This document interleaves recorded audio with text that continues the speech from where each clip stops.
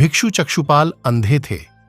एक दिन विहार के कुछ भिक्षुओं ने कुछ मरे हुए कीड़ों को चक्षुपाल की कुटी के बाहर पाया और उन्होंने चक्षुपाल की निंदा करनी शुरू कर दी कि उन्होंने इन जीवित प्राणियों की हत्या की। भगवान बुद्ध ने निंदा कर रहे उन भिक्षुओं को बुलाया और पूछा कि क्या तुमने भिक्षु को कीड़े मारते हुए देखा है? उन्होंने उत्तर दिया, नहीं। भिक्षुओं ने इसके बाद पूछा कि चक्षुपाल अंधे क्यों हैं? उन्होंने इस जन्म में अथवा पिछले जन्म में क्या पाप किए? भगवान बुद्ध ने चक्षुपाल के बारे में कहा कि वे पूर्व जन्म में एक चिकित्सक थे। एक अंधी स्त्री ने उनसे वादा किया था कि यदि वे उसकी आंखें ठीक कर देंगे तो वह और उसका परिवार उनके दास बन जाएंगे। स्त्री की आंखें ठीक हो गईं, पर उस एक बार भगवान बुद्ध अपने अनुयायियों के साथ किसी गांव में उपदेश देने जा रहे थे। उस गांव से पूर्व ही मार्ग में उन लोगों को जगह जगह बहुत सारे गड्ढे खुदे हुए मिले।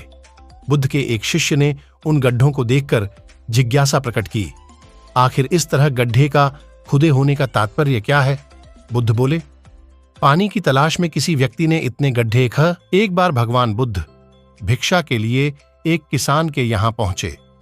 तथागत को भिक्षा के लिए आया देखकर किसान उपेक्षा से बोला, श्रमण, मैं हल जोतता हूं और तब खाता हूं। तुम्हें भी हल जोतना और बीज बोना चाहिए और तब खाना खाना चाहिए। राजा बिंबिसार ने भी कीमती हीरे, मोती और रत्न उन्हें पेश किए।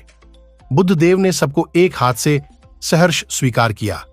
इसके बाद मंत्रियों, सेठों, साहूकारों ने अपने अपने उपहार उन्हें अर्पित किए और बुद्ध देव ने उन सबको एक हाथ से स्वीकार कर लिया। इतने में एक बुढ़िया लाठी टेकते वहां आई।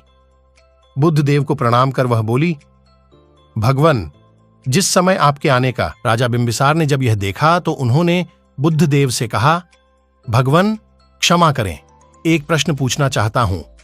हम सब ने आपको कीमती और बड्ढे बड्ढे उपहार दिए जिन्हें आपने एक हाथ से ग्रहण किया, लेकिन इस बुढ़िया द्वारा दिए गए छोटे एवं झूठे फल को आपने दोनों हाथों से ग्रहण किया, ऐसा क्यों? यह सुन बुद्ध देव मुस्कुराए और बोले, राजन, आप सब ने अवश्य